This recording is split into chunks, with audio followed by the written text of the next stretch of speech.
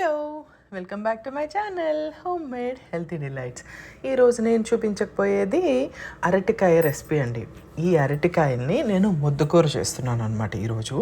దానికి నేను ఈ అరటికాయలను ఆల్రెడీ బాయిల్ చేసేసుకుని స్కిన్ని రిమూవ్ చేస్తున్నాను. మీ అందరికీ తెలుసా, ఈ స్కిన్తో మంచి రోటి పచ్చడి చేస్తారండి, చాలా టేస్టీగా ఉంటుంది. అది నేను ఇంకెప్పుడైనా మీకు వీడియో షేర్ చేస్తాను.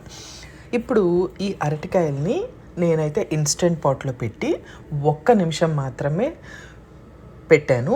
తర్వాత న్యాచురల్గా ప్రెషర్ రిలీజ్ పెట్టాను. అదే కనుక మీరు స్టవ్ మీద పెట్టుకోవాలని అనుకుంటే 1 విజిల్ రానిస్తే సరిపోతుంది. ఆ తర్వాత దీన్ని మొత్తం స్కిన్ అంతా చక్కగా రిమూవ్ చేసేసుకొని పక్కన పెట్టేసుకుంటారు.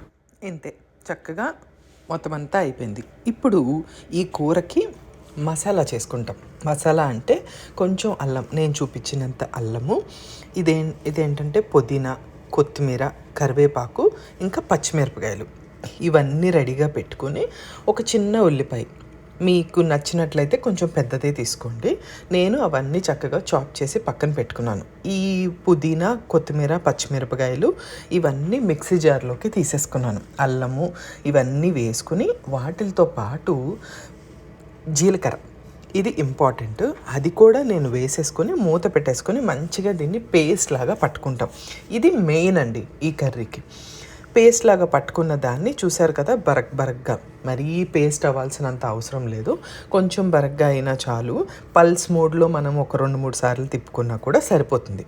ఆ తర్వాత ప్యాన్ పెట్టుకొని నూనె వేసుకుంటాము. పెద్దగా ఎక్కువ నూనె పడదండి ఈ కర్రీకి. వేసుకొని ఇప్పుడు కొంచెం చిన్న తాలింపు, ఆవాలు, జీలకర్ర ఇవన్నీ వేసుకొని, ఎవరికైనా ఇష్టము ఉంటే పప్పులు వేసుకోండి. ఇదంతా ముద్దకూర కాబట్టి, ఫ్రై కాదు కాబట్టి పప్పులంతా నేను వేయలేదు.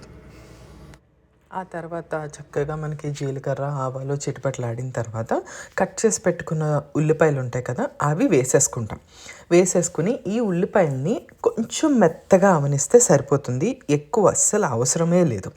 ఆ తర్వాత ఆల్రెడీ గ్రైండ్ చేసి పెట్టుకున్నాం కదా పేస్ట్, అది దీంట్లో వేసేస్తాం.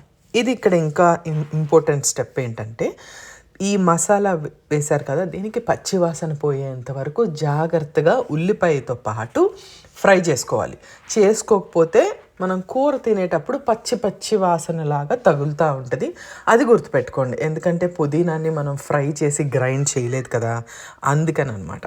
సో ఇప్పుడు దీన్ని బాగా ఫ్రై చేసుకున్న తర్వాత దీంట్లో పసుపు అంతా వేయాల్సిన అవసరం లేదండి ఈ కర్రీకి, ఎందుకంటే ఈ కర్రీ అంతా గ్రీన్ కలర్లోనే ఉంటుంది.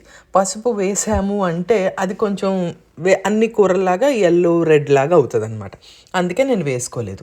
తర్వాత ఆల్రెడీ ఉడకపెట్టేసి ముక్కలు చేసి పక్కన పెట్టుకున్న అరటికాయ పీసెస్ ఉంటాయి కదా, అవి దీంట్లో వేసేస్తాను. ఎప్పుడైతే పుదీనా, కొత్తిమీర పేస్ట్ చక్కగా ఫ్రై అయింది అని మీకు అనిపిస్తుందో అప్పుడే వేయండి, అప్పటి వరకు అస్సలు వేయద్దు.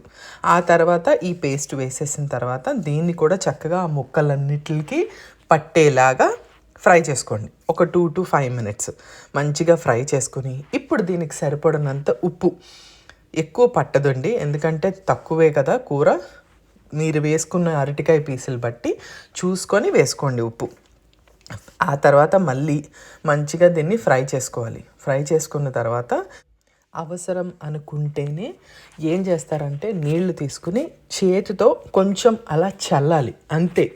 నాకైతే అవసరం పడలేదు, ఫ్రై చేసుకుంటే చక్కగా ఇలా ముద్దలా అయిపోతుంది. అరటికాయ ఆల్రెడీ ఉడికిపోయి ఉంది కాబట్టి మీకు అవసరం అనుకుంటేనే అది చెయ్యండి, లేకపోతే అస్సలు చెయ్యొద్దు. చక్కగా ఇదేంటంటే ప్యాన్ నుంచి విడిపోతూ ఉంటుంది, అంతే. మనకు అదే బండ గుర్తు, కూర రెడీ అయిపోయినట్టు అనమాట. అస్సలు అడుగంటకుండా ప్యాన్ నుంచి రిమూవ్ అయిపోతూ ఉంటుంది అనమాట ఇది. ఈ కూర చేసేటప్పుడు జాగ్రత్తగా స్లోలో మాత్రమే పెట్టుకోండి, అది గుర్తుపెట్టుకోండి. ఆ తర్వాత ఇంకేమి లేదు, కూర రెడీ అయిపోయింది. చక్కగా వేడన్నంకి ఈ ముద్దకూర వేసుకుని తినండి, టేస్ట్ చాలా బాగుంటుంది. Thank you so much for watching. Bye.